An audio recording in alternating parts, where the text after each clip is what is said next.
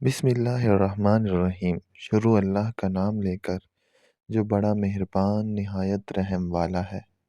9 ہجری حضور نبی کریم صلی اللہ علیہ وآلہ وسلم نے حضرت سیدنا علی مرتضیٰ رضی اللہ تعالیٰ عنہ کو 150 سواروں کے ہمراہ قبیلہ طے کو سرکوبی کرنے کے لیے روانہ کیا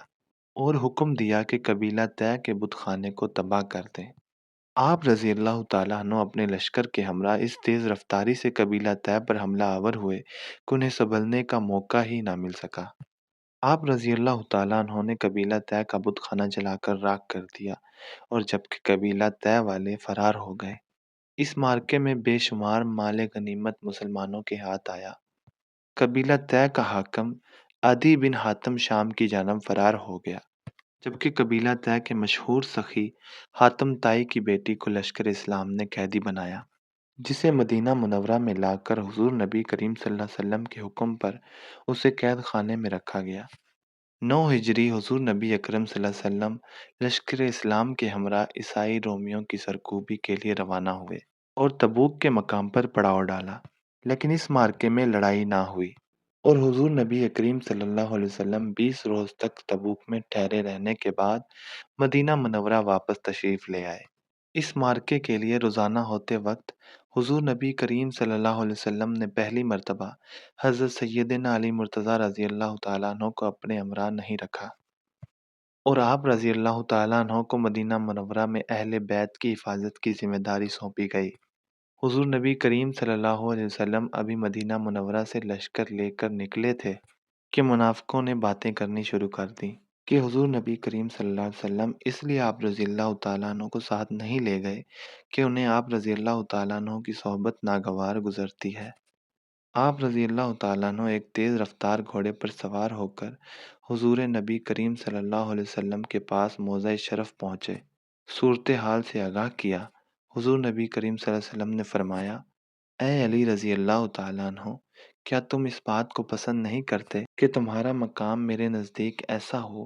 جیسے ہارون علیہ السلام کا موسیٰ علیہ السلام کے نزدیک تھا، اور فرق صرف اتنا تھا کہ ہارون علیہ السلام پیغمبر تھے جبکہ میرے بعد کوئی نبی نہیں ہے۔ روایات کے مطابق جب حضور نبی کریم صلی اللہ علیہ وآلہ وسلم نے مکہ مکرمہ پر حملہ کرنے کے لیے لشکر اسلام کو خفیہ تیاریوں کا حکم دیا تو حضرت حاتب رضی اللہ تعالیٰ عنہ نے قریش کو ایک خط لکھا جس میں تحریر تھا کہ میرا غالب گمان یہ ہے کہ لشکر اسلام مکہ مکرمہ پر حملہ کرنے کے لیے تیاریاں کر رہا ہے۔ حضرت حاتب رضی اللہ تعالیٰ عنہ نے یہ خط ایک عورت کو دیا جو اس خط کو اپنے بالوں میں چھپا کر مکہ مکرمہ کی جانب روانہ ہوئی۔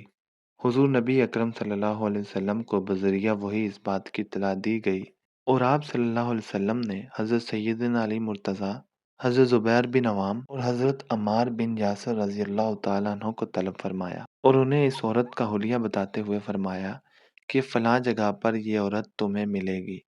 اس کے پاس ایک خط ہے، تم وہ خط لے کر آ جاؤ۔ جب تمام حضرات اس عورت کے پاس پہنچے تو اس عورت سے خط کے بارے میں دریافت کیا۔ اس عورت نے لا علمی کا اظہار کیا۔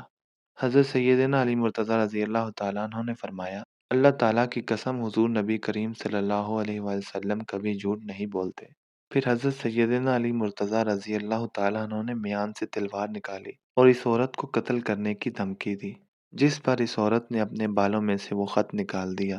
اور آپ رضی اللہ تعالیٰ عنہ وہ خط لے کر حضور نبی کریم صلی اللہ علیہ وسلم کی خدمت میں حاضر ہوئے۔ حضور نبی کریم صلی اللہ علیہ وسلم نے خط پڑھا تو آپ صلی اللہ علیہ وسلم کو معلوم ہو گیا کہ یہ خط حضرت حاتب رضی اللہ تعالیٰ عنہ نے لکھا ہے۔